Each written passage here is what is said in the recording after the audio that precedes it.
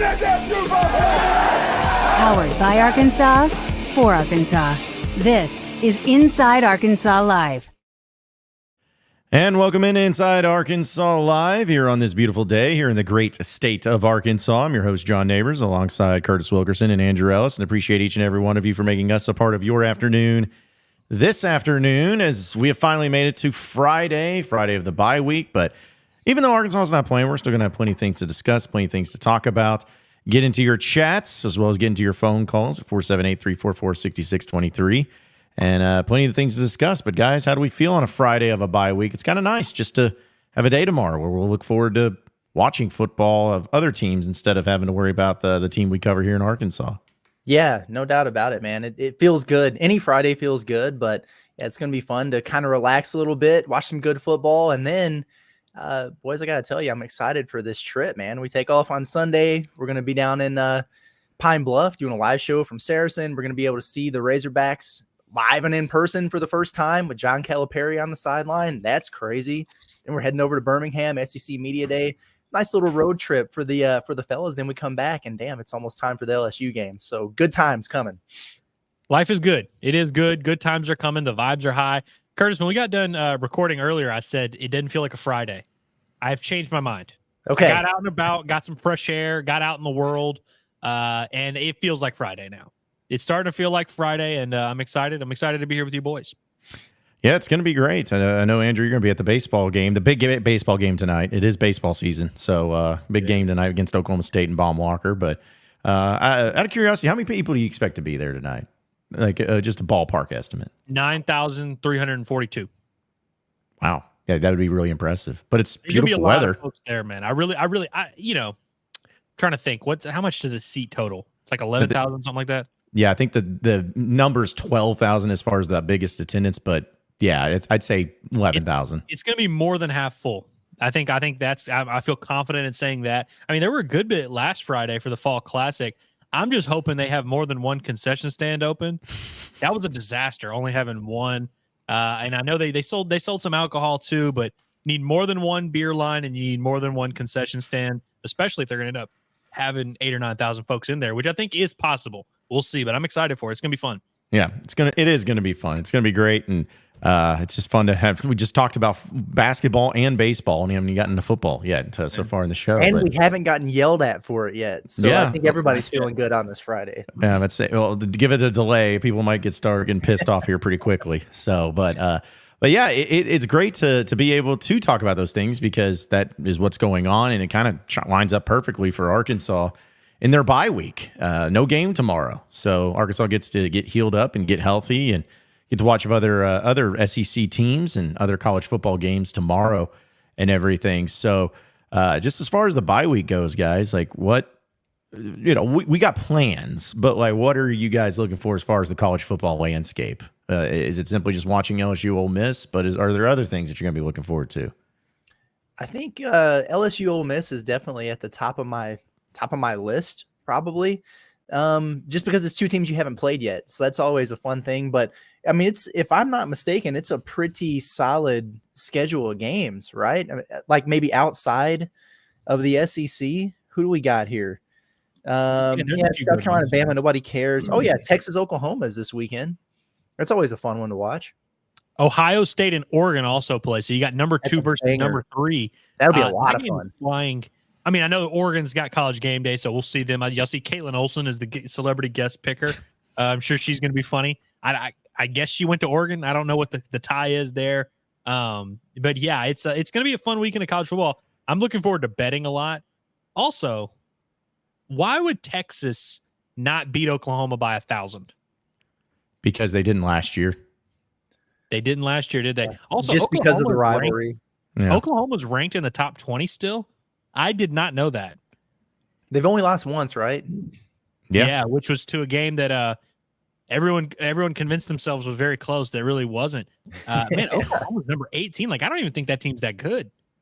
Well, yeah, because I think the reason being is because they beat Houston by 4, and then they beat Tulane by 15, and then they beat Auburn by 6. So it's not like they've just been putting it to everybody. But then they only lost to Tennessee by 10. So, it's almost like they're good enough to win, but haven't been impressive in their wins so far. But hey, they beat Texas. That could turn a lot around for them. But yeah, that's the thing. I want to go to one of those games. I feel like I'm just missing my chance. This was the number one opportunity to go to the Red River shootout or Red River rivalry, whatever it is. And bye week lines up perfectly. They're in the SEC, but yeah, that's like one of my bucket list college football rivalries to go to. Would you guys rank it like second, third in college football rivalries? I feel like Ohio State, Michigan, as much as I hate both teams, I still feel like that's like number one. Yeah, that Iron Bowl. Yeah, Iron Bowl is probably number two. So maybe third. Yeah, I'd say it's fair. What's the? I'm trying to think. They called it the world's largest cocktail party, or what the hell ever they call it. Florida. Yeah, but I don't think that's higher than. Yeah, I go three. I go three. I think that's where I'm at. They still play this at the Cotton Bowl, the old Cotton Bowl. Sure do. Is that the only thing that happens inside that venue these days? I think that, and they do something else, whether it's like certain like high school games get played there or something like that. But yeah, that's pretty much it. I think I'm going to be checking BetSaracen close to kickoff and looking for an alternate line. Like if I can get, because I know it's 14.5 is kind of the spread right now, but if I can get Texas at minus 17.5, minus 18.5, minus 19.5, like whatever the highest line I can get it like plus 250 or something like that. I think Texas is probably going to beat them like 42-3 if I had to guess. I like that. Yeah. Well, according to BetSaracen, they're 14.5 point favorites in this, so that's pretty fair. But I guess if you're a Razorback fan, because you're going to be facing off against a few of these opponents between Texas and Oklahoma and LSU and Ole Miss, like who do you root for in those matchups? Because to me, just being honest, I want Texas to win every game until you face them, because I want them knock them off. That's right. That's right, because you want them to be number one coming into Fayetteville. Like that would be awesome. So as weird as it is, I want Texas to win that one. But LSU and Ole Miss, I think I want Ole Miss or LSU to win. I think. Same. I'm gonna hold my nose doing it, but it's like I don't know. I feel like I think that's the move. I think it's LSU. You got to root for them. I mean, LSU low key, if they win this game, they might somehow be a top 10 team coming into Fayetteville next week. That's crazy to think about, because I think we all agree that they're pretty good, but they're not like, they don't seem like world beaters to me. But yeah, they're 13. They beat Ole Miss, who's number 9. They might actually jump up in the top 10. That'd be crazy. Back-to-back home games in Fayetteville against top 10 teams like that. It is crazy. And I mean, LSU also continues to be undefeated in SEC play at 1-0. Yeah. Now they do have to go at A&M or at Arkansas, then at A&M back-to-back weeks. And then they get a bye week and then have Bama at home. So like LSU, we're going to find out everything we need to know about LSU in the next 4 weeks, really. Like it's kind of going to come at them fast. But again, if they win this one, I think they'll be favored against Arkansas, which, we'll see how that game plays out. We'll see. We each kind of have our opinions on it. But I mean, like Arkansas is a winnable game. Let's just be honest. Then all of a sudden, like at A&M, who we feel like is overachieving a little bit, like LSU is a sneaky like team to watch here a little bit. Like the playoff discussion in terms of just SEC championship discussion. But at the same time, I also think there's a path to them losing to Ole Miss, losing to Arkansas, losing to A&M, losing to Bama. So it's like wheels fall off. They're going to be a fun team to watch, because I do think they're kind of a high variance. Their offense is really good. Defense is a little shaky. I think they're one of those teams that could beat anyone on any given week, but is also going to lay a couple eggs. I was a little surprised to see, according to BetSaracen, that Ole Miss is favored by 3.5 in this game, which I get it. Like Ole Miss is a good team. Don't get me wrong, but in Baton Rouge at night, and LSU's still pretty good too. For them to be 3.5 point favorites, I was a little surprised to see. I think I'm BetSaracen. I think I'm going to take LSU in this one. Because I don't know. I just have a feeling that it's going to be a weird game. I feel like it's going to be lower scoring than what people imagine, and then LSU finds a way. But I don't know. I did not realize that Ole Miss was favored in that one. Yeah, 3.5 points. 2.5. Is that over under there? Yeah, very interesting. That's a lot of points. Yeah, and what's great is that game's at night, as well as the Florida-Tennessee game at night. So you got that. But that's another thing that I think Texas and Oklahoma, it's a little different for them. Because remember, it's always been 11 a.m. It's always been 11 a.m. Not this time. It's at 2:30. So I'll That bet is you. weird. Why did they change it up? It's just because like now it's an SEC game. They're like, hey, we gotta alter course here. I guess so. But I figured like that was one of the traditions that you would have kept. I don't know, because I know at least from the OU fans and the Texas fans that I know, they were always about that 11 a.m. kick, and I'm wondering like, was it because maybe y'all haven't experienced that game at 2:30 or later that maybe it changes your mind where you're like, oh, yeah, this is actually kind of nice, not having to wake up at the butt crack of dawn and get out there. Like maybe it'll be good. So, but yeah, it will be weird. That game's going to be at 2:30. The 11 a.m. game for at the SEC at least, or one of interest, is Alabama, South Carolina, which it'll be interesting to see how Alabama responds after last week's debacle. Dude, imagine if they lost to South Carolina. A worse team this week, so it helps. Imagine if they lose to South Carolina at home. Like they may fire Kalen DeBoer. They may do it. I'm just anxious to see if he walks out there wearing a t-shirt again. Or a wife beater. That's what they're calling for. Dude, I could see him trolling and just like, going out there with like shirtless, just or something like that. Or like a shirt that just says, I lost my respect to Burns Barbecue in Tuscaloosa or something like that. Just like something just really trashy. I would respect him even more for it. But there's few interesting games of note, though, that I know we'll talk about and get to as far as embedding and BetSaracen and looking at it. But, speaking of this, I guess is a segue, and it's not exactly a story that is a great one that you want to talk about, but it does have some relatability to Arkansas. And speaking of LSU, for those of you who haven't heard, a lot of you probably remember Greg Brooks Jr. He was a former defensive back for Arkansas, a really good defensive back for Arkansas, part of that 2021 season. And when he entered into the transfer portal alongside Joe Fouché as native Louisianans, that they transferred to LSU. Well, it was a really scary thing, and it was actually a story that I unfortunately forgot about a little bit, but there was a serious brain injury that happened to Greg Brooks just last year while he was at LSU. And it was a very scary moment, and he had to have emergency brain surgery, took him out of the game, and everything. It was something that even Sam Pittman, a lot of the former coaches and everyone gave their thoughts and prayers to what was going on. Well, the latest into that is that Greg Brooks, which I forgot he was a team captain for LSU as well, he is suing LSU and its affiliated medical center for negligence. Brooks is accusing coaches of inaction and trainers of misdiagnosis, as well as levying claims against the surgeon who operated on him. Just to get through it, guys, I know it's a lot to read, but I want to make sure that it's represented the right way. It's a 13-page lawsuit, and it unearths unreported details of the timeline events last year related to Brooks's unexpected turn of events, where he's now permanently disabled, and even a year after surgery, he still is unable to walk. And a few things that are mentioned, he says that Brooks accuses the coaching staff of encouraging him to practice and play while ill by threatening his starting position, and he levies claims against the team trainers for not appropriately diagnosing his condition and refusing for weeks to recommend him to a neurological specialist. And the most serious accusation was that Brooks alleges that he was left catastrophic neurological injuries and is permanently disabled from the brain surgery performed by Brandon Gaynor, a surgeon of the Our Lady of the Lake Regional Medical Center in Baton Rouge. During the surgery, Brooks says he suffered multiple strokes from acts of malpractice. Those alleged acts are being addressed in medical review of malpractice claims that are filed. So just, guys, this is a story that no matter how you slice it, it sucks, man. It sucks for Greg Brooks, and it sucks for his family going through this. And this is just a bad story that you don't want to see in any capacity. No, it's really, really sad, man. If I remember correctly, he was having symptoms at practice. Maybe he was having like headaches and dizziness or something. They were trying to figure out if maybe he had a concussion or whatever, which is what you would think, right away, given the symptoms. But didn't he play in like 2 games before they finally sent him off and got the MRI and everything? It's just, that's tough, man. It's such a sad situation.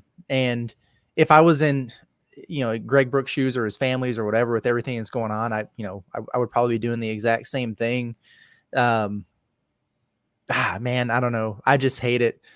And who knows what happened during that surgery? It seems like there's probably a lot of risk involved with any operation to the brain and, removing a tumor and stuff like that. But it's sad that it's going to get ugly. I understand why it is, but more than anything, you just absolutely hate it for the young man. Yeah, I mean it's a scary situation is what it is, and I mean it just regardless of and I'm not a brain surgeon. I've never been in. I'm not well versed in that field, so there's a lot that's going on with this lawsuit. But regardless of any of that, you're talking about a guy that can't walk, a guy that's in his early 20s, who just was playing the game that he loved, playing at the school that he grew up wanting to play for. And I know Hog fans, had their their feelings about that and all that, but I mean a guy that by all indications was like a model citizen, model teammate. Like everyone that played with him at Arkansas loved him. Everyone at LSU loved him. It's just really unfortunate to see something like this happen. And it's just these brain injuries are just scary, man. It's just very scary stuff to hear and read and hear some of these stories play out. And I don't know, man. It just sucks all around. And so I'm sure there will be a lot that plays out with this whole lawsuit and all that. And I'll let other people touch on that and cover that. But overall, like Curtis said, like it just sucks for the family and sucks for him. And we'll see how this thing plays out. Just really unfortunate. Do not like seeing that. Well, and another thing is part of this story, which comes from Yahoo Sports, by the way, Ross Dellinger, who's one of the best in the business of covering things like this in college football. But this was another thing that really stood out to me. It said, in the lawsuit, Brooks also accuses LSU of disclosing confidential medical information that was false and misleading by using his name, image, and likeness without his consent and refusing to transfer ownership to him of a donation fund in his name through the LSU Tiger Athletic Foundation. An NCAA policy does exist requiring documentation of qualifying medical expenses for distribution purposes of such funds. LSU did not address that fund in the statement. So you're even talking about accusations of where people had donated money to the foundation down there in LSU in the name of Greg Brooks, and it was not transferred to him, and there was no dealings with him from that donation. So I can't imagine why that would be the case. You know what I mean? Like if it's true, that's some really sinister stuff. And I don't know if maybe there's some kind of red tape or something you have to get through to be able to make that transfers. Like I can't even fathom in my mind how that could be real. I'm not saying it's not. It's just that's crazy, Mm-hmm. Yeah. It's a tough thing to talk about because it's like there's so much there. I mean, like you said, it's a 13-page document. There's so many, he said, she said, and all these things going on, a lot of kind of like bold accusations that are going around. And regardless, like no matter what, it's just a messed up situation. And look, I don't know who to point fingers and blame and all that, but really it's just unfortunate. You just hate to see stuff like this play out. Yeah, and that's what's tough about it is because obviously it's a very sad story, but in every story there's two sides to it, and we're not saying that one side's right and one side's wrong. In fact, a lot of cases in stories like this, the truth is somewhere in the middle a lot of times, and so don't really know what's going to play out of it. But yeah, for as far as being a former Razorback, which people always have the certain feelings. I mean, let's be honest. I mean, you transferring to LSU. It's always going to make people feel a certain way, but I think every Razorback fan is just, at least hopefully, wishing for him to continue to try to recover from it because, as you said, Andrew, being in your early 20s and not being able to walk and having loss of use in one of your hands, it's not something that anybody should ever have to go through. So just a scary thing. So thoughts and prayers to him and his family, and hopefully they find some sort of comfort in all this because it's just terrible. It's just terrible. So, well, do y'all remember that kid? Sorry to cut you off, but do you remember that kid from Rutgers that suffered a really bad injury on the field? And I want to say it was a neck thing. It was like Lagrange or something like that. And it became like this really cool story because they really embraced him, and it was this cool thing. And like he suffered a lifelong injury playing college football. There's a lot of people out there that suffered long-term injuries that affected their lives completely that don't get the cool happy ending to it or get the fun celebration and all that. And so it's like, this whole NIL era where kids are starting to get compensated and all that, it leads to a whole mess of a lot of issues, but it is just crazy that these guys are putting their lives on the line. And stories like this really shed a light on that. They're like, these guys are putting literally their health, their long-term livelihood at risk to play for these universities. And I understand they're making the decision to do it. He's playing the sport that he loves and all that, but it's really scary when you think about like stuff like this that can happen. Yeah. And the other thing about it is it's like the case that you mentioned in so many cases, it's like football related injuries where just something tragic happens on the field or at practice or whatever. And for this, it's like, I don't know, man, just it's crazy because you get diagnosed with a rare form of cancer, like a brain tumor like that. That's terrifying. It wasn't a situation where he took a hit on the field or anything like that. You're just a a football player trying to go to practice, trying to get ready for the season, and you don't feel right, and you're trying to explain what you're feeling and what's off to the people who are supposed to be taking care of you. And it's wild that he made it through not just a period of time, but 2 freaking games before getting in and getting a scan and finding out. So from that standpoint, thankfully it eventually happened, but my goodness, that's a long time.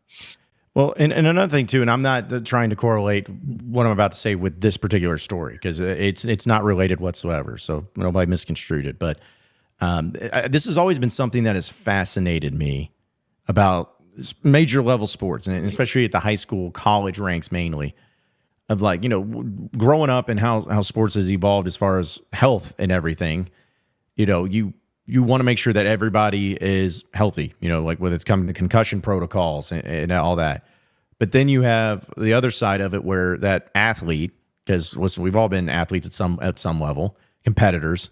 It's like, you don't want to get taken out. If you feel like you can go, you want to keep going.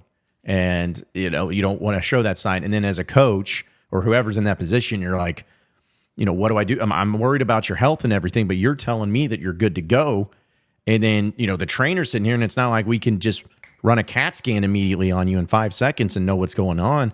So then you're tough. Like, that's something I feel like is just a really tough thing to balance a little bit, especially in football, where you want everyone healthy. You want to take injuries seriously and everything. But at the same time, these guys are competitors, and they feel in their minds like, hey, if I feel like I can still go, I'm going to go.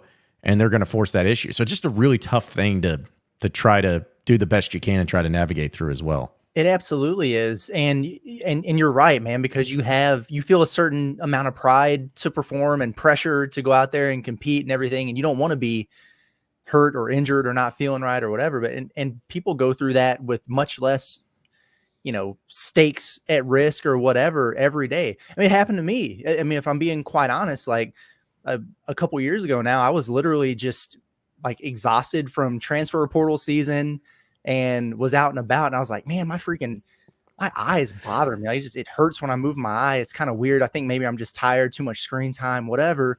But then eventually I was like, you know what, maybe I'll just go to the eye doctor. Maybe I need some glasses or something, get the blue light out of there. Next thing I know, I'm getting MRIs and I find out I got a tumor on my damn optic nerve. And I'm very fortunate because it is benign and it is fine. And maybe I'll get a little double vision or, something weird going on. Might have to get a little treatment down the road. But a lot of people just kind of ignore that stuff or try to battle through it. So I couldn't imagine, I didn't want to go see the eye doctor or anything like that. Greg Brooks didn't want to stop playing football. Yeah. And like I said, the stakes are just so much higher for these guys because he's thinking about his future, potentially the NFL, life-changing money and everything like that. And then to be in the situation he's in now, it's just devastating, man. So I wish the best for him and the family and everything. It's just, it's tough, man. I hate it. Well, and look, I know there's a lot of fan bases. You're probably going to see that kind of stuff of the LSU coaching staff kind of pressuring him into playing and threatening him losing his starting job, and they want to point fingers. We would be very naive to think that doesn't happen at like damn near every single school in the country. Yeah. Hell, I mean, like, look, I'm not trying to I'm not trying to make, accusations or anything, but like, you remember in fall camp, whenever that was part of the thing with Rashad Dubinion is they were like, hey, we think he's healthy. We think he needs to be practicing. He was banged up during fall camp and not practicing. These kinds of things. And look, that's a very minor, very, very different situation. I'm not being like, hey, Sam Pittman was shaming him. But if you think like anybody who's been on a team of any level at like high school or above, that kind of stuff is very much a factor. And to the other point, the other side of the coin of the players, like you were talking about, John, with the competitors, don't want to admit that they're hurt and don't want to kind of show that weakness. Like there needs to be a little bit better framing just all around in sports at every level of like us just understanding that injuries happen. They are real. And it's not something like we need to just be better about talking about it the way that we talk about it. Yeah, exactly. And I think that's a good start for all of this of just being more open and transparent about it all and everything. But yeah, I couldn't imagine. I just couldn't imagine how it would be.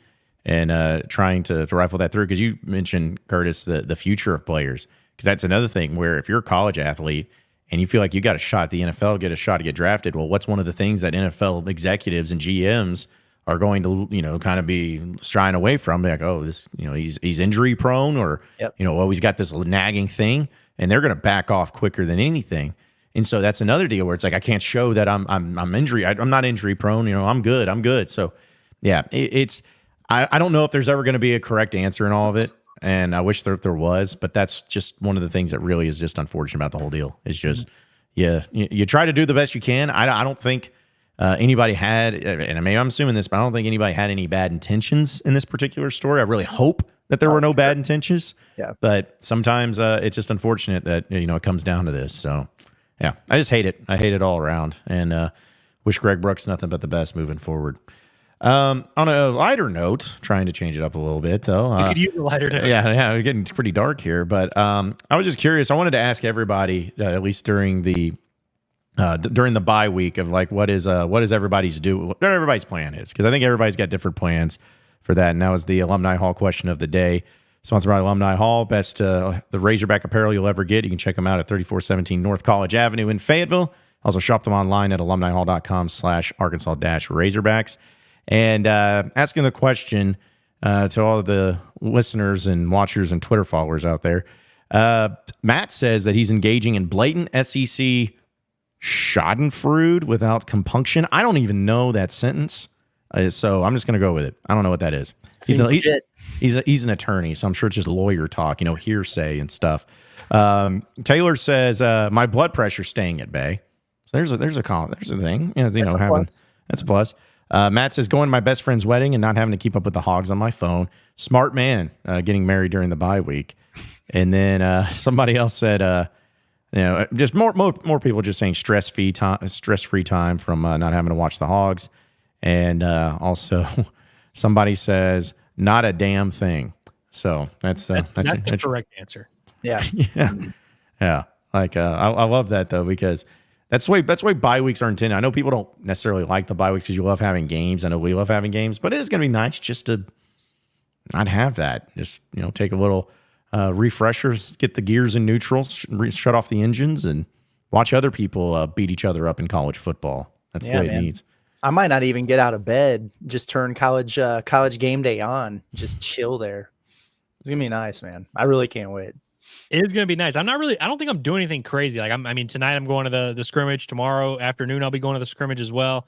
And then Saturday night, hopefully, I'll have to talk it over with the warden here at home. But I would like to just sit in and watch college football, watch some of these night games that are going to be happening. I'm noticing, by the way, we've got some Canadians in the chat who are celebrating Thanksgiving. I saw that. Yeah. It was throwing me off a little bit where I was like, Thanksgiving? Why are we talking about Thanksgiving? What's going on? Oh, forgot. We got some of that going on. But next bye week, because there is two, by the way. Next bye week, I'll be in Disney World. So I feel like I'm doing all my cool stuff then. So this bye week, I can't do anything that cool. I just got to chill and do nothing. I'm going to be honest. Like I did not know. It's Megan, who's a native Canadian. So Thanksgiving's this weekend for Canadians? I guess, or maybe Monday. I guess I really don't. Okay. I saw some tweets about this the other day about it being Thanksgiving week, but I thought Thanksgiving would just be universal, like it's the same weekend for everybody, like Christmas, but maybe not. Well, the Pilgrims came to Canada at a different time. It's true. It's true. Also, now we have a way to differentiate between the Megans. We've got we do. Good Megan, we've got bad Megan, and we've got Canadian Megan. That's our three Megans that like to pop up on the chat. I like that. Yeah, I love that it's fact. It's like, good Megan, bad Megan, then just Canadian Megan. Yeah, just Canadian Megan. just separate from it all. So, I learned something new today. There we go. I learned something new. Bad Megan, you're not bad. You're just negative. Yeah. Okay. She says it's Megan from Canada says, it's Monday. So, okay. Well, happy Thanksgiving on Monday, I guess. Yeah.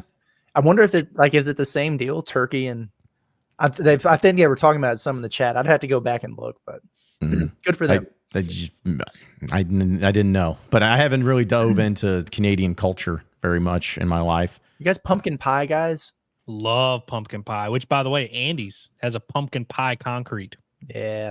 I do love pie. I shouldn't say I love it. I like it. If it's there, I'll eat it, but I'm not like, oh man, I need me some pumpkin pie. Yeah, I don't seek it out. Pecan are my two favorites. Pecan's my favorite. Yeah. Dude, I don't know if anybody else's grandmother, but my Frammy, that's what we called her. She always called, instead of not pecan pie, not pecan pie, she called it caro nut pie, because apparently it's another name for a pecan is caro nut.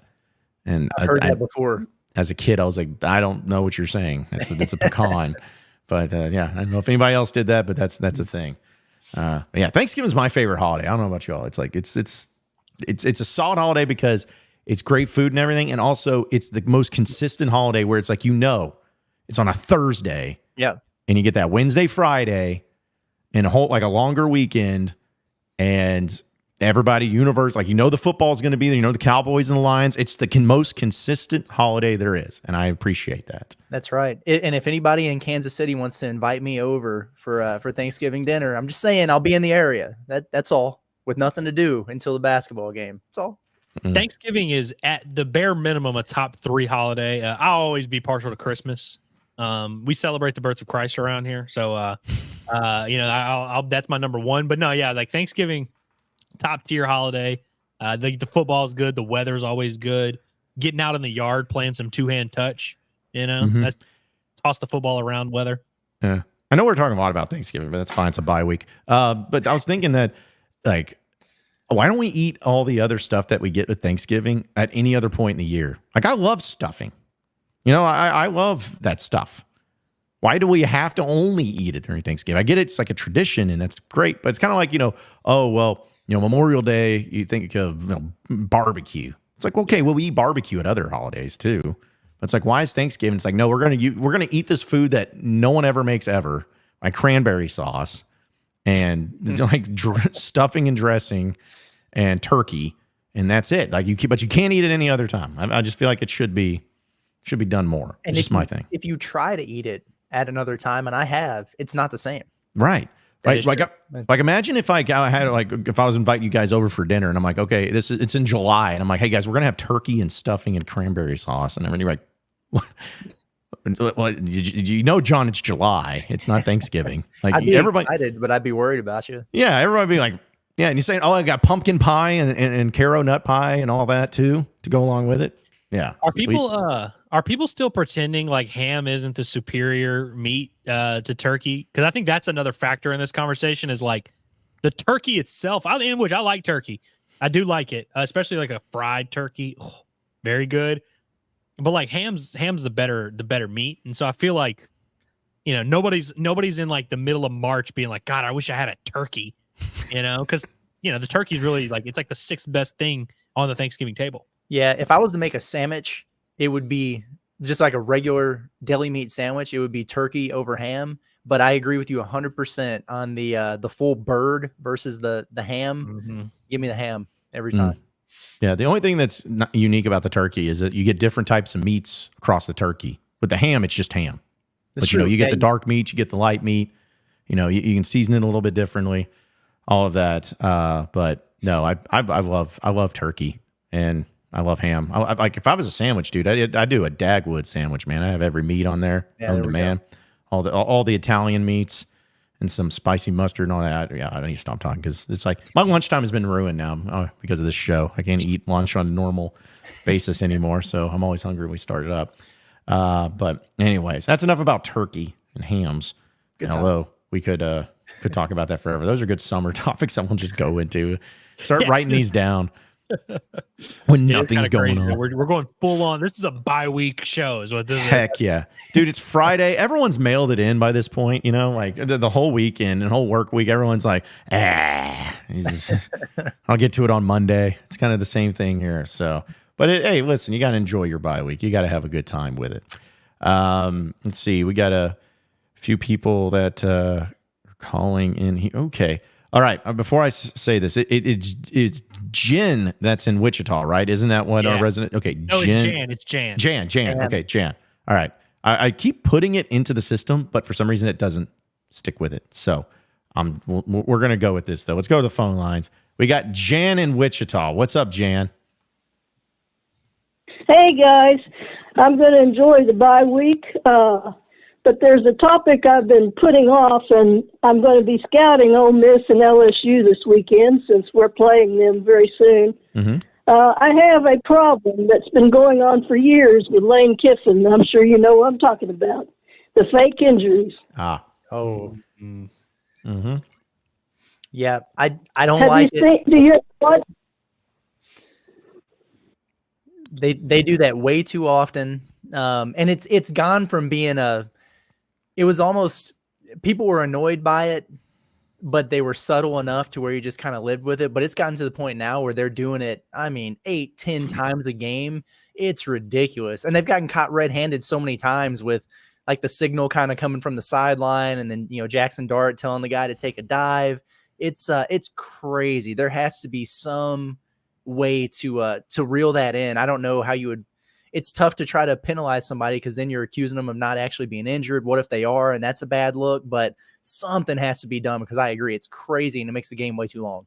I would be surprised if there weren't some sort of legislation that comes in here. Like, there's always teams that like find a quote unquote creative way to bend the rules, and then they do it so egregiously that they kind of force the issue, and there needs to be some type of rule. I guess it's like in the spring when they do all these discussions start happening, and that's when in college football, I will say, they change rules all the time. They change the rules like nobody's business. And so like, I would be stunned if this isn't a very popular topic of conversation. Cause like you said, it's been happening for a while and we've all kind of seen it and been like, oh, that's bad. But like Ole Miss has made it a very prominent part of what they do. And I love Lane Kiffin, frankly. Like, I'm a big Lane Kiffin defender, but I cannot defend this. This is shameful. Well, just imagine if everyone did that. The game would go on way too long. Plus, I consider it a form of cheating, really. Because, like, when we were down there and we had Bryles, we were in that very fast huddle-up offense, no huddle offense, get to the line.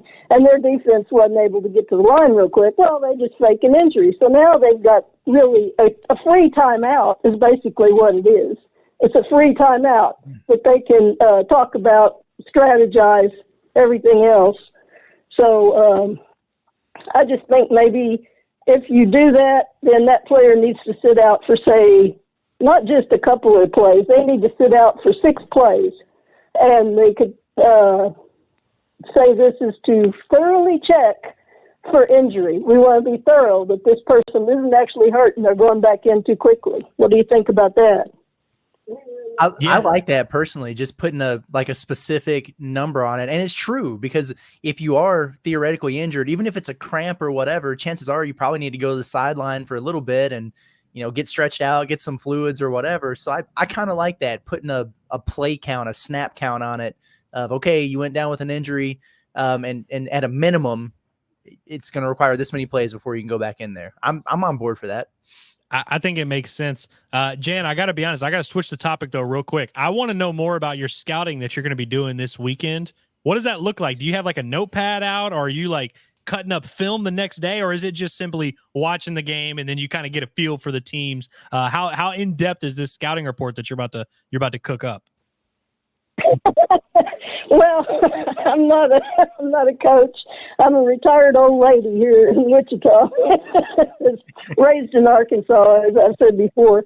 I just like to watch, and then I like to watch the defense and see what their structure is, and kind of see how I think they're planning to attack us, and what would I do to counteract that. That's the sort of scouting I do. We're going to expect a call on Monday to hear your thoughts, just so you know. Okay. All right. Well, we appreciate you calling in, Jan, as always. Thank you so much.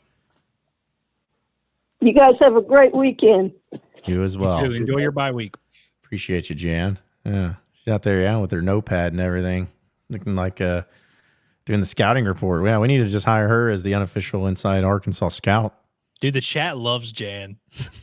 They love her. Dude. As they should, And honestly, if we get this call in, Andrew, she's going to come with a banger of a scouting report on Monday. It'll save us an hour of doing our pregame Pot of That Nature show, man. We just have to give her a little commission, and we'll have some time off, Yeah, I want to hear it. I want to see what the breakdown of it is, and that's why, again, like we love all of our callers that call in, but it's always good to hear from Jan up in Wichita. Hanging out, but being universal here. Well, speaking about the injury thing, though, what's the NFL rule? Is it that they have to take a timeout? Wasn't that something that they did? Like, you have to take a timeout if you get injured? or there was a thing like that, but I think that might be only in the last 2 minutes. I could be Okay. wrong on this, but I feel like that was a thing where it was like in the last 2 minutes, if you're going to have a timeout, like for an injury, like you either have to call a timeout and then you maybe get like one if you're out of timeouts or something like that. Mm-hmm. I was thinking you could even, I don't know if this would work. Maybe this is a stupid idea, but I was like, what if you just added an extra timeout to each team for each half? And then like if you get an injured player, it counts as a timeout. Like maybe have that. There's something. I don't know. Just there's got to be something you can do. Maybe something you can try, but it's definitely really ridiculous because I think what makes it worse is when Kiffin, and I think even Malzahn more so before Kiffin, like when they're asking the post game, they're like, I don't know what you're talking about. He was injured. Like he was like dead serious. Like, oh no, he was hurt. He was in pain. It's like, dude, like, come on, don't piss on my leg and tell me it's raining. Like everybody saw that stuff. Like we knew that was happening. So yeah, that's really frustrating. All right, I want to play this clip too. This will get everybody riled up. Do you guys know who Sturgill Simpson is? Vaguely. Singer of sorts. Yeah, a country guy, I believe. Apparently, he was playing here recently in the state of Arkansas in a concert. And I believe his drummer, as well as he, is Kentucky fans. Well, of course, Kentucky fans. In country, you're going to have fans from every state here in the Southeast and all the representation. Well, anyways, he was playing this in concert. Now, I'm going to provide a warning here, folks. For anybody that's got kids in the car, there's going to be a few little expletives thrown. So I'm playing it unedited. So just giving y'all a heads up. So put the earmuffs on like from old school if you got kids in the car. But Sturgill Simpson was performing at the concert, brought out his drummer that was wearing a Mark Pope jersey. And here's what the reaction was when he had a little fun with Razorback fans. Mr. Kevin Black on the bass.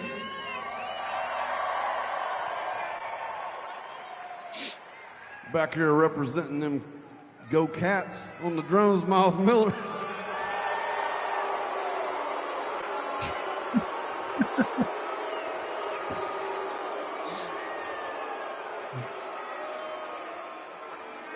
Don't be mad. Don't be mad. You had your chance. Calipari's gone. Now get ready to get that ass whooped. You know what's coming. I'm just saying. Mark Pope ain't fucking around, okay?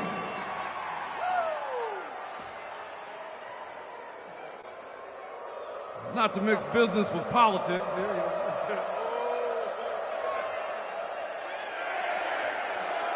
right, thank you very much. Good night. You guys are great.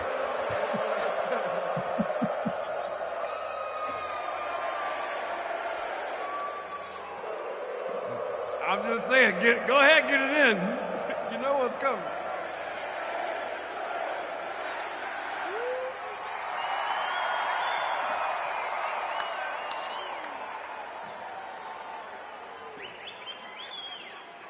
Oh, shit. I told you if I talk, it's stupid shit just comes out. It's a shame because I'm fucking hilarious and you guys will never know. So anyways, there you have. There was Sturgill Simpson and giving it to Razorback fans. So I knew that this happened, but I hadn't listened to it yet. So I was prepared to do the whole screw this guy. I actually think I like him a lot more now. Like that was pretty cool. That was funny. I would respect the bit a little bit more. To Andrew's point from yesterday, had Kentucky hired Billy Donovan or any of the guys who wound up telling him no over Mark Pope. But that was cool, man. That was funny. Love that the Razorback fans did the hog call. That was well done. Yeah, it was well done by everyone involved. I like respect Sturgill kind of knowing it was coming and having some lines ready.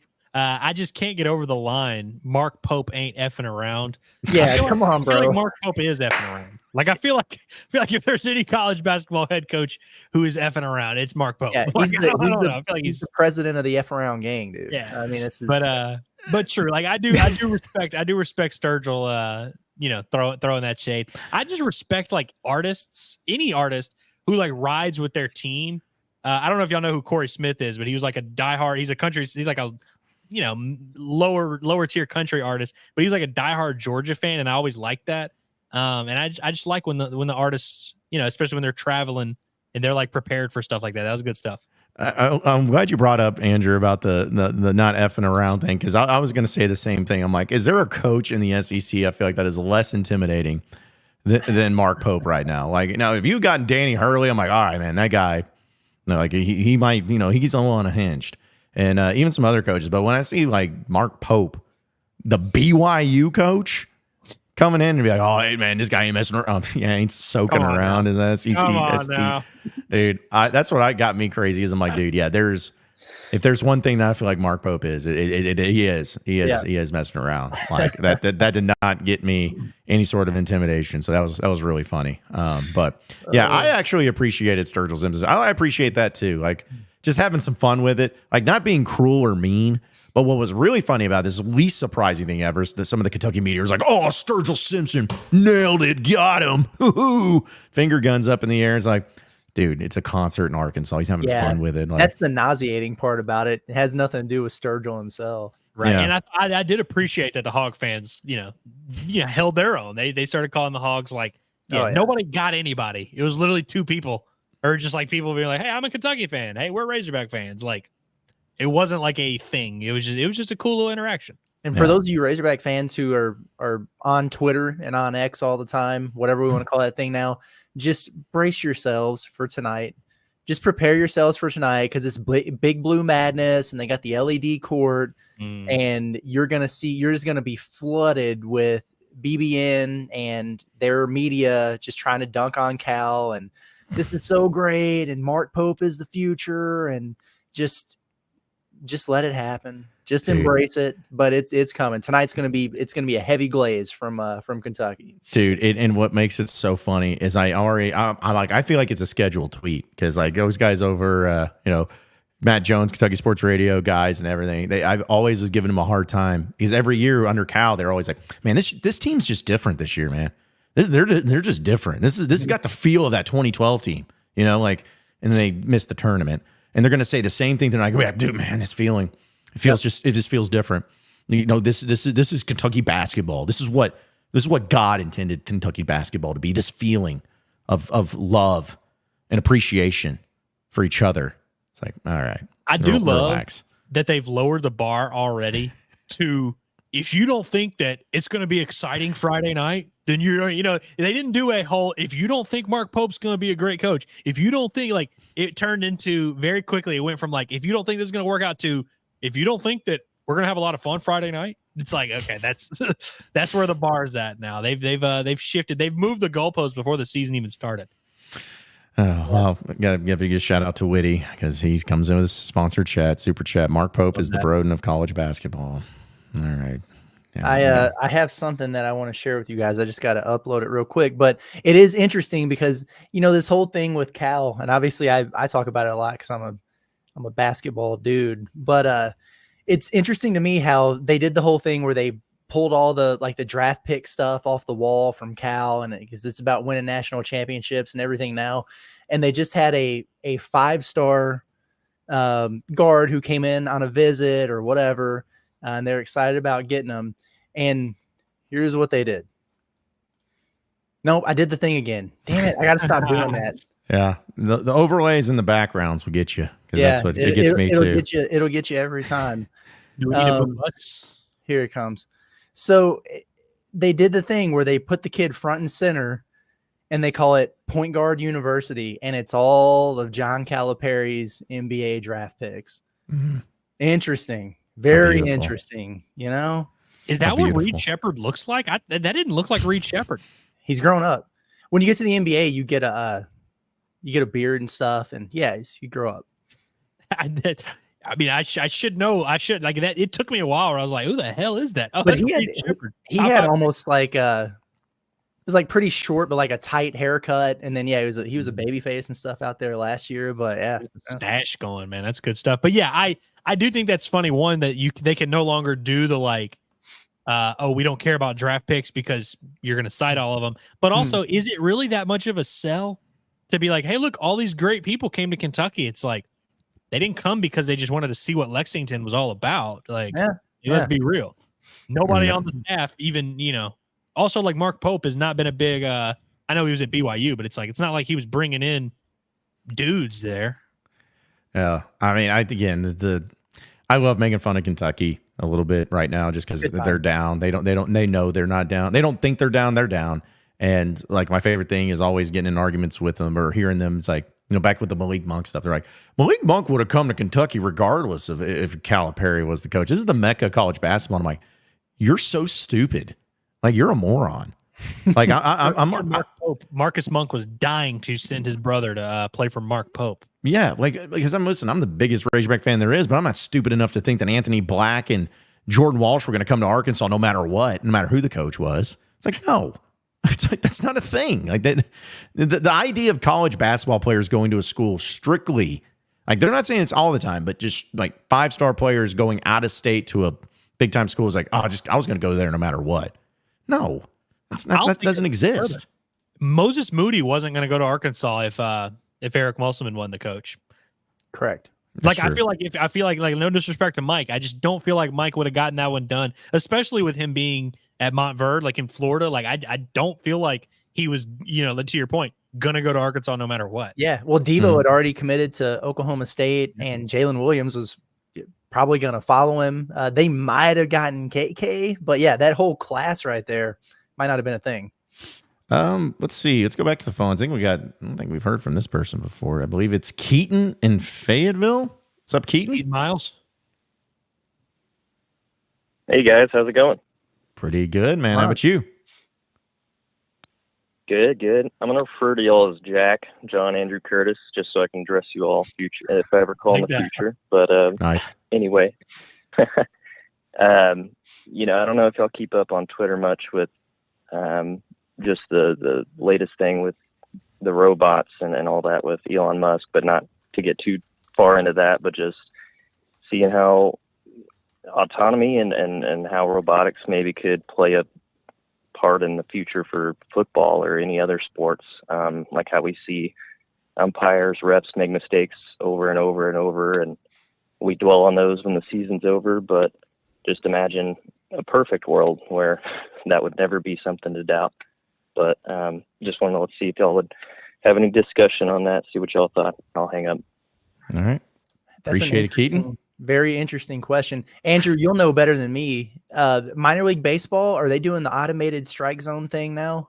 So I don't know if some it's levels level. or okay. I think they're doing it on like some levels, but what they do is they have the umpire who sits behind home plate and kind of relays the message, and he'll let them know, hey, if that was, a strike or whatever. But and I think like that's inevitable, frankly. Like I think there's going to be a home plate umpire, but I think they're going to do the automated strike zone eventually. And frankly, I'm okay with it. Like I just don't really care to see the catchers that hit 170 that they're good at framing, so they let them stick around for a while. Like, let's evolve the sport a little bit and have people that can actually hit play back there. But I think that's inevitable. But I think in football, this is interesting because football could desperately use some type of advancement, whether it's with spotting the ball, whether it's with the first down, with the chains, with something, reviewing some of these touchdown plays.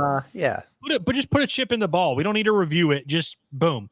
There should be able to. I mean, frankly, like we do those video game simulations and they're able to do those reviews right off the bat. I understand real life's a little bit different, but it's like, I feel like if you have a way to track the football and track first downs, track the end zones and all that, like it should not be as hard as it has been reviewing certain things in football and spotting the football. Because I think it's crazy. I think it's going to be one of those things we look back on in like even like 10 years. They're going to be like, remember when they had old guys holding the orange little. Yeah, dude.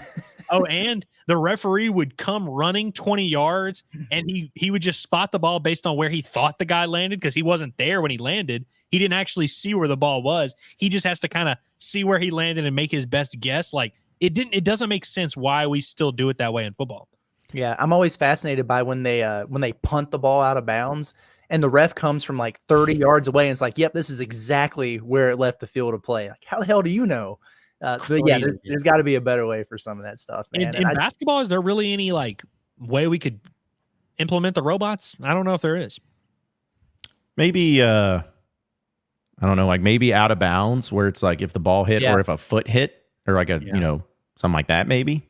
But we just put a chip in all the players, and it's like, oh, who touched it last? We know whose ball it is. Or was he still when he took that charge? Well, our robotics had him. They had him moving a little bit. I don't know. Actually, this brings up a good thing I've been wanting to talk about I don't know if it wouldn't want to have been talked about as a thing, but Nick Wright, the guy who I believe he's Fox Sports 1, he's kind of like the Skip Bayless of there now. He has this whole thing about how in basketball, like if you knock the ball out of my hands and we slow it down on replay, it technically touches my hand last because even if you hit it, it's like still pushing my hand back and all that. Where for like hundreds of years, when someone would knock the ball out of someone's hands, it was like, all right, it's out of bounds on the guy that hit it. But now when you slow it down and look at that, I do think there's a case to be made that maybe we don't need to look at things that closely. You know what I mean? Like it almost kind of needs to just be like common sense sometimes. So I could see the argument for like why you'd want the human element in baseball, why you'd want, there to be some of that. But I think there's a middle ground where we can get the right answer more often than not and get it faster without it completely ruining the sport. For sure. And I'd also throw like this is actually something I want to bring up. I don't know if you guys saw it from last night's NFL game on Amazon, but they had a review that was ended up being controversial because everybody at home was like, "Oh, that's an easy thing where the ball touched his finger or whatever," and then they called it the other way. Well, according to them, apparently this is quote, "The command center of reviews did not get our enhanced video that we showed from the ball touching the finger. What they had was the raw feed from our cameras, and it was not clear and obvious that it touched the finger." So basically, the viewers at home are getting the 4K high def stuff, but the officials and the people reviewing plays, they don't have access to that because that makes sense. It's like you got all this technology, and it's like, no offense. Listen, I want 4K. Like I want the great viewership, but I also want the officials to have it too. So it's like talk about robotics and officiating. He's like the game, you get the best camera angles and camera viewpoints. So, hey, do y'all know what a catch is in football? No. I wish. Nobody knows what the hell that is, man. Also, remember when we came up with the term football move? Two steps in a football move. But then now you have it where these players are taking their 2 steps while they're moving, and it's like, did he? I still to this day do not know what a catch is. I don't know what targeting is either. Still, like I feel like, and no, knock on wood, could be wrong. I feel like it's not been called almost at all. You guys think about it. Arkansas has not been called for a targeting penalty this year. Like, think about that. Not on the team. That's probably why. That helps. That helps. Yeah, him or Hayden Henry. But yeah, it was just, I don't know. It feels like maybe they haven't called it as much this time around. We'll have some other things to get into too. Let's quickly get to one more call here. It's our guy Trey and Harrison. What's up, Trey? What's up, John? You probably just cursed us right there. Probably so. We get a targeting penalty. I blame you. I'll take it. Andrew, I was wanting some information on the baseball game. Am I going to be able to watch that on TV, or am I going to have to take my butt to Fayetteville to watch it? You got to take your butt to Fayetteville. I don't believe anybody's going to be filming it other than just people in the stands. No streaming for this sucker. What's crazy is they were trying to get a game or two scheduled in Omaha. They were going to go do this cool little thing. I think those actually might have been, but no, I don't think anybody's filming this game unless you can get someone in the stands to ESPN Pinto it, But yeah, I think you're gonna have to hop up to Fayetteville, man. Ah, dang. Well, I'm probably going to get to watch it because I ain't going to be able to convince my mom and sister to let me get up there. Well, but on another note, I think Arkansas is going to. What's a player that I should watch in baseball? Because I'm kind of like a casual, not casual fan. I don't follow them in the off season as much. What's a name that I need to know? Me and Curtis are after this show. Me and Curtis are going to record an episode for Locked On. So this is a little bit of a spoiler for that because I was going to read some numbers for Curtis. But Brent Iredale is the name. Where like if you want to sound smart to all your buddies, just be like, hey, Arkansas's got this third baseman from JUCO. He's an Australian kid named Brent Iredale. He's been flashing a good bit, and frankly, I think he's a pro that he should probably be playing pro baseball. I think he's one of those guys, but I don't know how they got him to campus, but he's one of those. He's one of the better kept secrets in college baseball right now. All right. Hey, what's the name of that one outfielder? He's got like the most baseball name ever. Oh, it was something funny. Outfielder with the most baseball name ever. It was like really funny. It was like an old time baseball name. It was really funny. I was listening to the press conference yesterday. Oh, Rocco Pepe? Oh, I forget what it was. Yes, you got to be talking about Rocco Pepe then, right? That was funny. Yeah. It's fantastic. Yeah. Man. Yeah, Rocco Pepe's been a little banged up. I don't think he's going to be playing this weekend, so you will not be missing him. But yeah, Rocco Pepe's fun, man. And DVH also was like, I mean, he's been banged up, and DVH was like, yeah, he's definitely a starter. And so we're just going to hold him out, wait till we can get him 100% healthy. But yeah, he's going to be a lot of fun. Going to be a fan favorite for sure. All right, all name team, baby. We got both the Hawaiian kids now too. So, Sean, get your Hawaiian shirts ready. All right, don't worry, Trey. I already got them ready for you. Shirt usage. Yes, all the Hawaiian shirts. Hey, we appreciate you calling in, Trey. I was gonna say when he was talking about the most baseball name ever, I was gonna be like I don't know. First thing that came out was like Scruffy McGee, like it's like an old time like baseball name, and because everybody had like a nickname or something like that in baseball back in like the 20s and 30s. Yeah. So, no, it wasn't that. But I will say Rocco Pepe is it's pretty up there. It's one of the great names there. Few of the chats wanted to get into here just from earlier today, but this comes from Seth. He's like, question, would you rather have Texas lose this weekend or LSU? I think we kind of talked about that, but I think it would be... I would always rather watch LSU lose. I really hate them, but I don't know. I mean, because technically, wouldn't Arkansas want LSU to win this weekend? Is that kind of what we've determined? That's how I feel. So Same. It's probably Texas. Texas could lose a game between, like, they could lose this game and still be top 5 or something by the time Arkansas sees them. So, yeah. I want Texas at their best, and LSU. I mean, here's the thing: is like regardless of what happens, like this Arkansas LSU game is going to be important. I'm already kind of expecting it to be go Arkansas's way, but if Ole Miss goes into Baton Rouge at night and beats LSU, then I'm really expecting Arkansas to beat LSU. Like they're going to have to do that. So more pressure onto them if that's one thing. I would like to give a quick shout out to our friends at On3 who have published a story about former Arkansas wide receiver Sam Mbake's recruitment at the JUCO level. Dude, he's been crushing in JUCO ball. Yeah, dude. I guess he's got like over a half dozen group of 5 offers.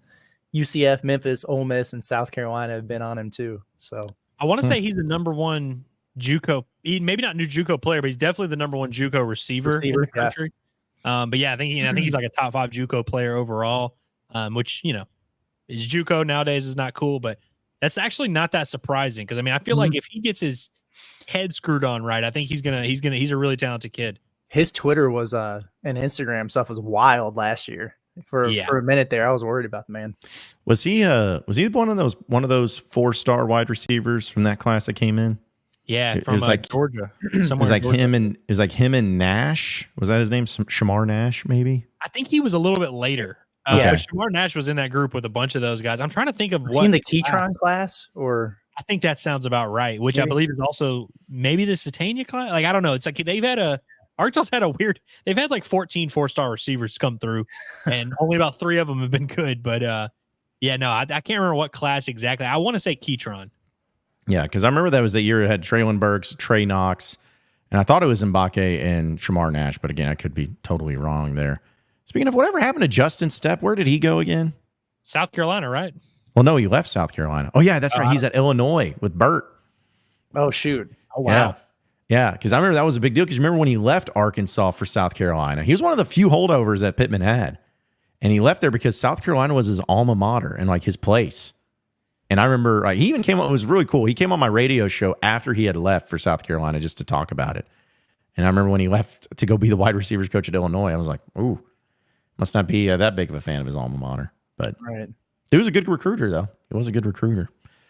Let's see. Some other chats to Camel Hog just comes in randomly. Says, are we ready to say that DJU is the worst thing to happen to Florida State since Ted Bundy?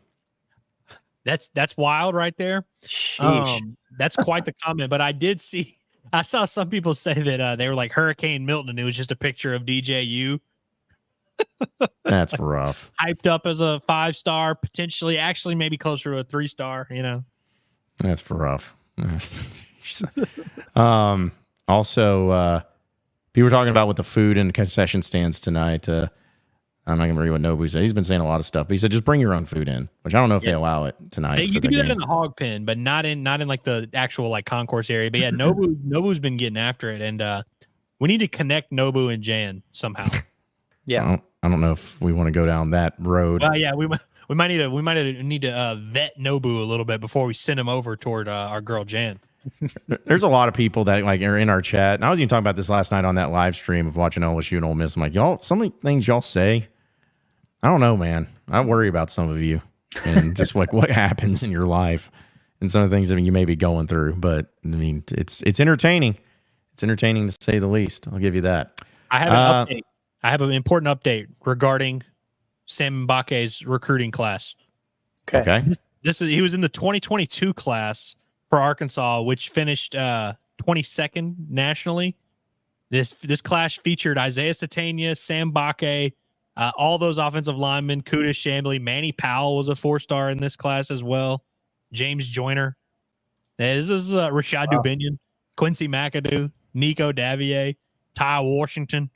This is an awesome recruiting class. Max Fletcher, Eli Stein, Riker Acepo. I mean, this is a class right here. Can't forget Riker Acepo. Can't forget him. Him and Satania were like the two big receivers, 2 4-star receivers they landed.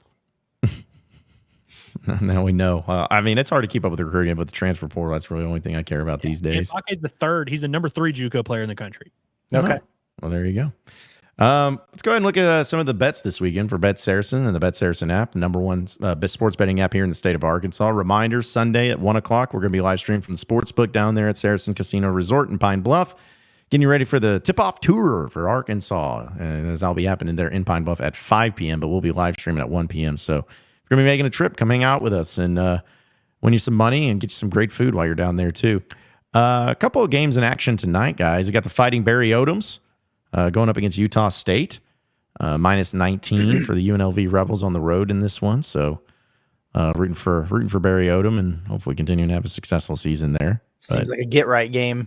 Yes. That game with them last week against Syracuse was awesome, man. That was such a fun game. And I don't know if it was just because I watched the Kansas game from start to finish and maybe Kansas just has a good defense and UNLV couldn't get anything going, but they looked really good offensively with that new quarterback in there. The go-go offense, sign me up for that, man. That's fun. I bet they're going to beat the hell out of Utah State. Also, I saw that. So I don't know. Like, I'm not knowing anything about it, but like UAPB plays tonight against Prairie View A&M, and UAPB is +7. So be on the lookout for that one. Could be a sneaky good game. There we go. But the other one that actually like is of note is this high level Big 12 game between Utah and Arizona State, and this game's being played tonight at 8:15 Central Standard Time. For those of you out there, actually. Yeah, it's 8:15. But that's got Utah favored by 4.5 points. Number 16 Utah on the road against Arizona State. So this is interesting because Arizona State, which by the way 4-1, which I would not have guessed, and obviously they beat Mississippi State pretty handily. They were like really bad last year, and now it seems like they're off to a pretty good start.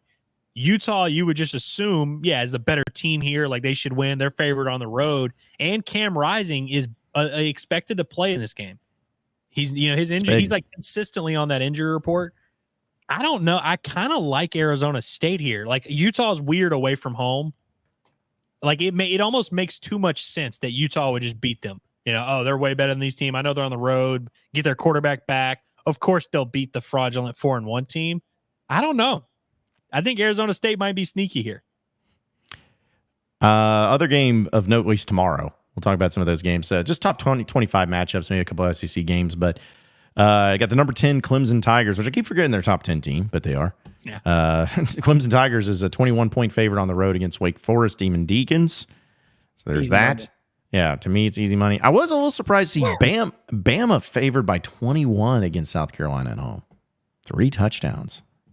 Man, South Carolina just can't score. Yeah. I know they can't, but I don't know. I'll probably be stupid and put South Carolina +21 because I just feel like that's a lot. But what did Ole Miss beat them, like 27-3 in South Carolina last weekend? Is that what it was? I believe so, something like that. Ole Miss. It's crazy to say this, that Ole Miss has a better defense than the Alabama Crimson Tide. They definitely do. Like that's where we're at is like, so we'll see. We'll see if with South Carolina, if it turns out that they just ran into a really good defense, because they did score against LSU, but they couldn't score against whoever it was they played Old Dominion opening week. Who's playing quarterback for South Carolina? Do we know? Because they had that Sellers kid. It's the Sellers, dude. Yeah, he's back. Okay, because Ashford looked actually decent against LSU when he was playing. But I figured they'd go back to Sellers, but I think they're both bad. So you said that game is at Alabama? Yep.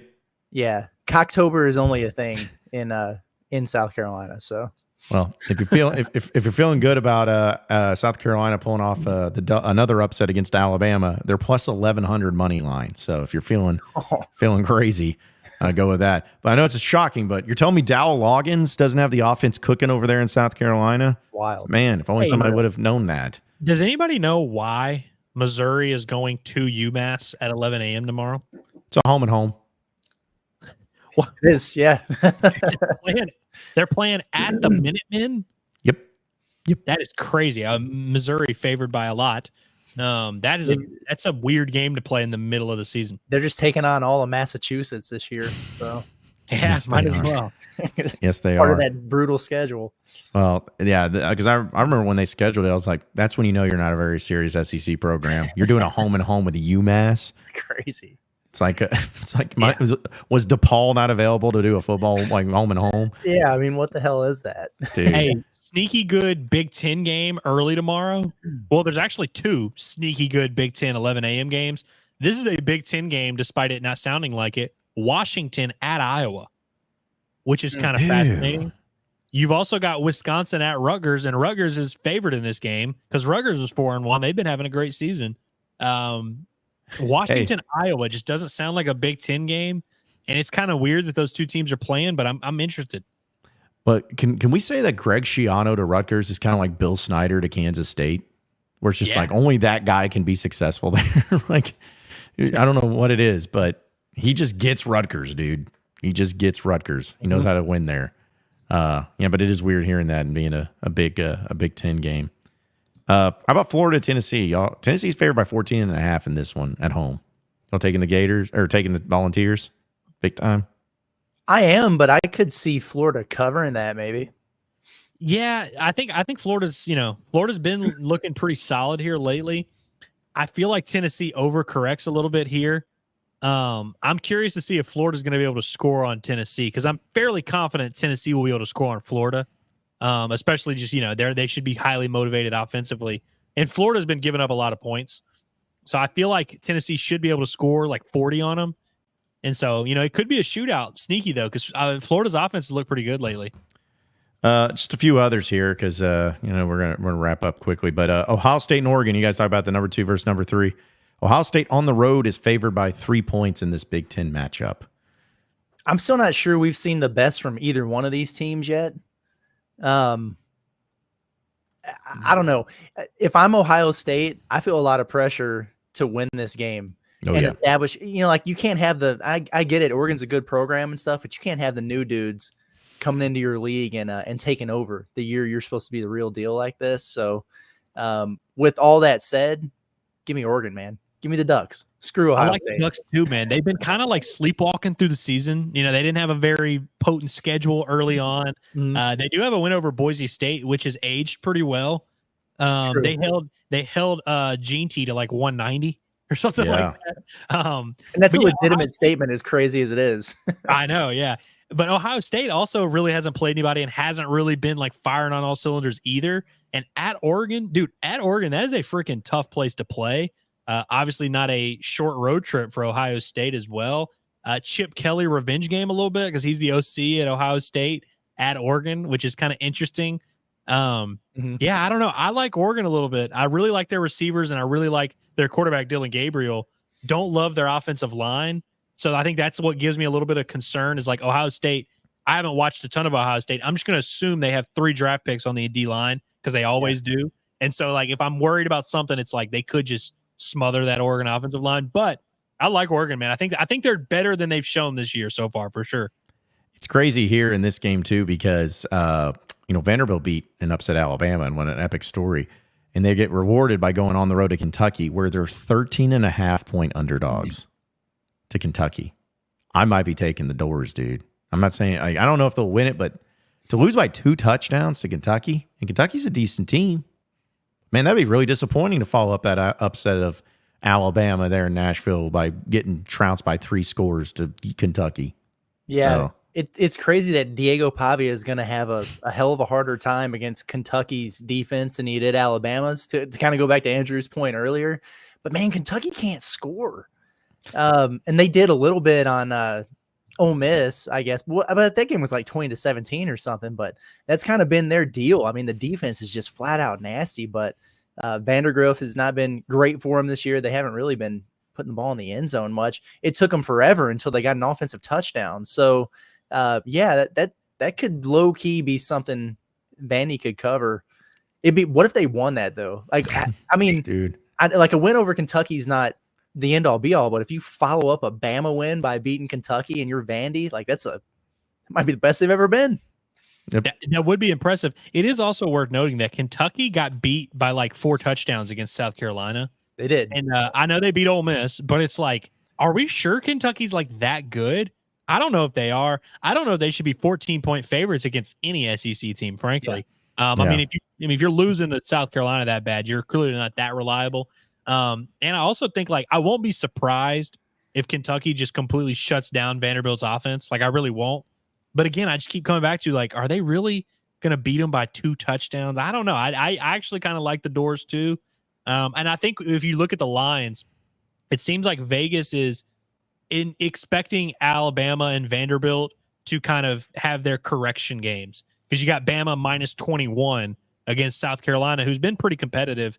And then you have Vanderbilt not getting any respect in their line against Kentucky. I feel like that's Vegas like trying to forecast a correction for both of those squads. And I don't necessarily know if I buy it on the Vanderbilt side. I think Vanderbilt's actually like decent. I mean, they beat Virginia Tech, which is another win that's aged pretty well. Like Virginia Tech's not garbage. They almost beat Miami.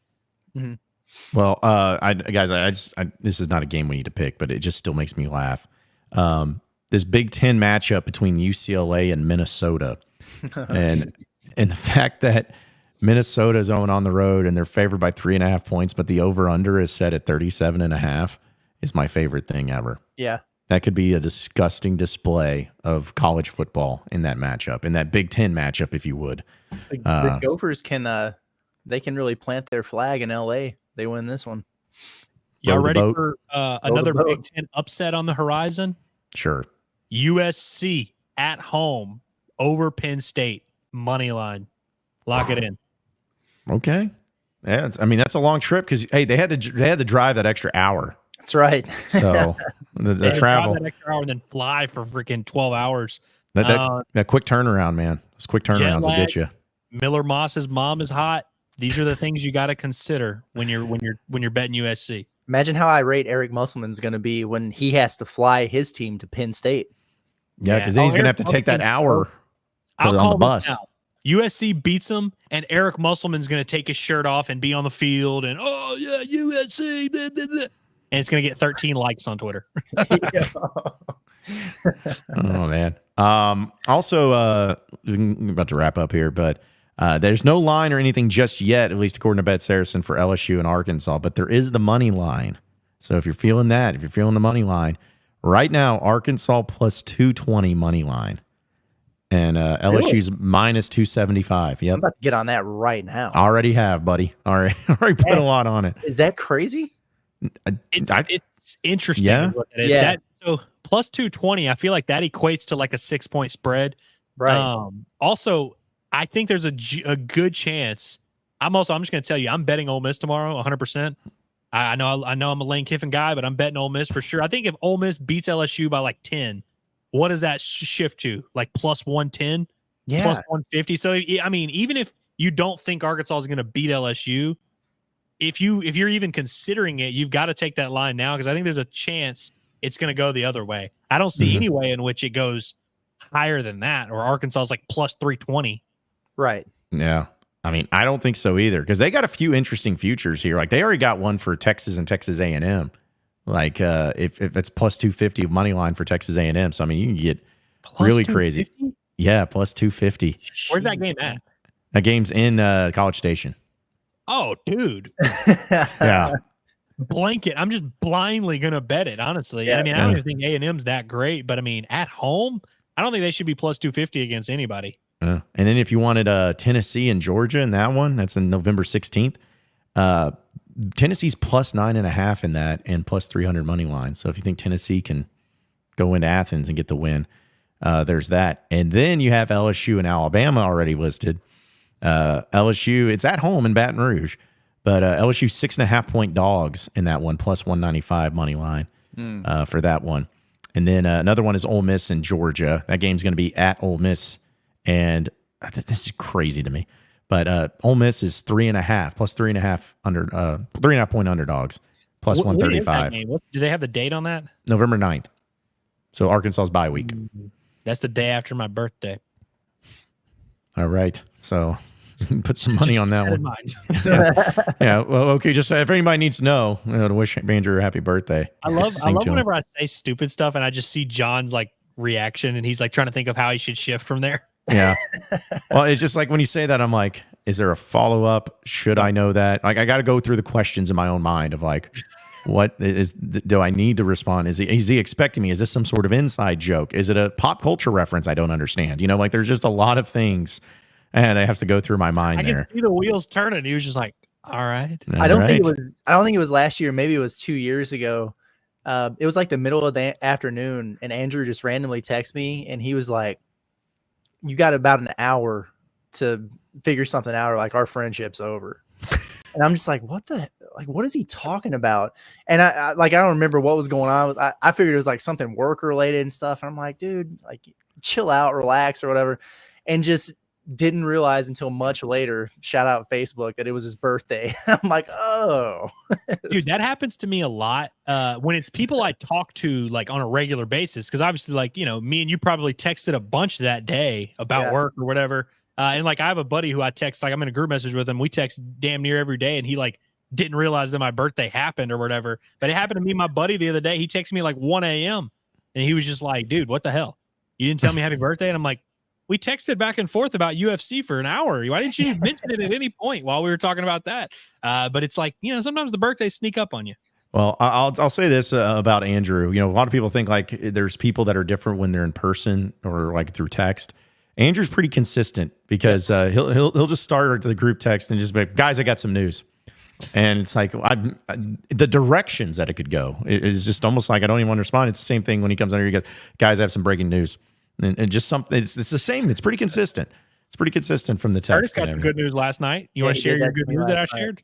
Yeah. Andrew has finally made it to the mountaintop with Tulane football on the video game. So he's done it. Boise State in the title game. Malachi Nelson won the Heisman, and we beat him in the title game. That felt good. It's big. He also shared some, I think it was Clemson game highlights with me. He shared the highlights with you? I screen recorded it because John, it was an insane play. Like it was like 2 seconds left on the clock, no timeouts, no nothing. And I was at the 2-yard line and I was like this close to getting sacked. And I just did a little Johnny Manziel circle out of action. But I was really close to getting bounced in the first round. But the great teams rise above it. And that's what my Green Wave did. And we're national champs. And I am now bored and I need to find a new job because I don't like my team anymore. That's all right. We had a guy in this chat last night for the live stream for the Ole Miss LSU game. He was giving me his play-by-play updates on what was going on with his football team too. And he said that he was the OC at Auburn and he got a job as a head coach, but he's trying to get Walker White out of the transfer portal and he got him. Apparently that was a very big deal and it was like a huge win for him. I'm like, man, Walker White enters the portal no matter how many times you do a dynasty, Walker White's the top quarterback in the portal the next year. Every single time, because I got him on my dynasty one time with Memphis. I brought him in. He was my guy. That's by the way, real quick, I wanted to bring this up. Georgia, Mississippi State. What do y'all think the spread is? I'd say Georgia minus 15.5. 34. Georgia minus 34 at home against Mississippi State. Have some pride in the program. Wow. I'm taking Mississippi State, dude, in those points. I've never seen an SEC game not involving Vanderbilt with that high of a spread. Is it wait, you say Vanderbilt or Mississippi State? No, Mississippi State. Like, because normally like Vanderbilt will, like in their typical years will be like minus 30 or whatever. But hey, my favorite thing was when Arkansas in the Chad Morris years was plus 41.5 against LSU in that team with Joe Burrow.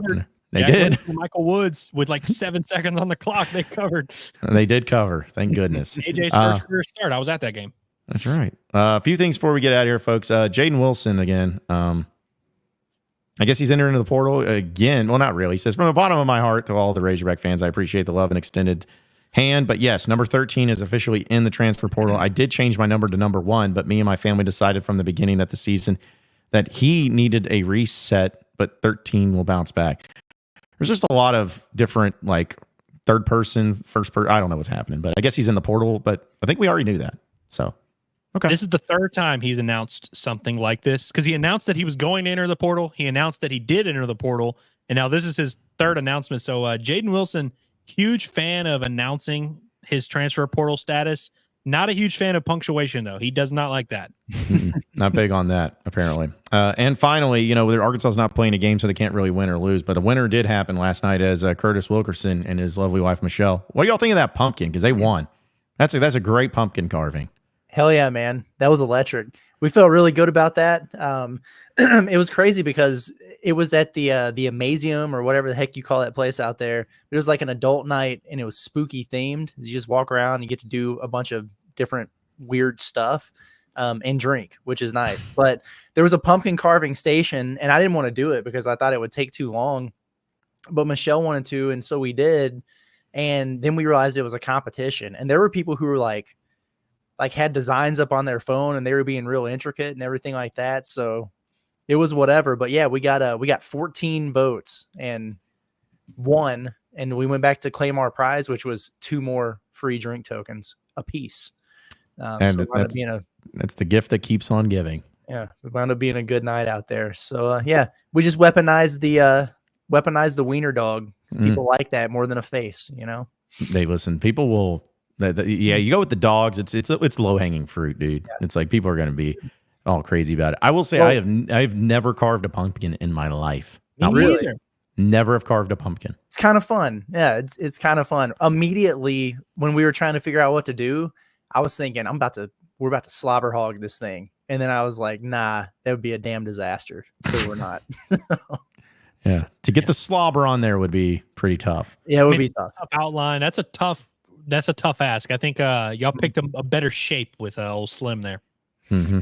Yeah. So, yeah. Well, I don't know. Maybe that's something I got to do. It's not that I have anything against pumpkins. It's just, it's another thing that's just weird. Pumpkins, and they're everywhere. And how many of them go wasted? Just sitting on people's front porches, not being. Well, you gotta get your arm all the way inside of it and dig the guts out too. So it's an odd sensation. If you've never done a jack-o'-lantern, you probably never stuck your hand inside a pumpkin, John.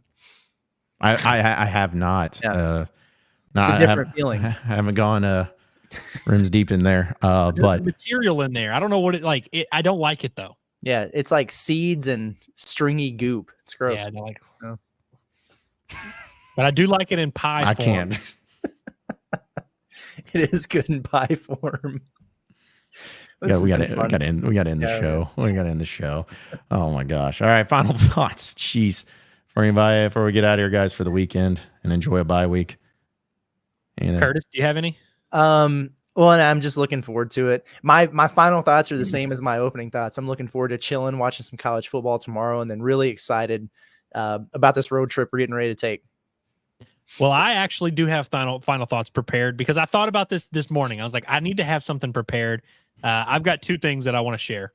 The first, my Ash Trojans, Alexandria Senior High School, my alma mater, my boys back home. They're playing they're opening up district play tonight. They're playing West Monroe. Ash is 5-0. When I was a junior in high school, Ash went 1-9 in football, and they hired this coach, Thomas Bachman, who's a stud. He comes from the Mike Leach coaching tree. That's a real thing. Well, they're 5-0, and they're actually ranked ahead of West Monroe, which has never happened like in my entire life. So I'm excited for them. I hope they go out there and beat West Monroe, get some respect, move to 6-0. And also, my niece, Riley Ladner, she had her first basketball game for her school the other day. She's in 6th grade. Her team scored 27 points, and she had 13 points and 9 rebounds. If you do the math, she did pretty well in that game. I'm just going to say that. Shout out to you, Riley. Great job. Shout out to J.I. Barron Elementary School.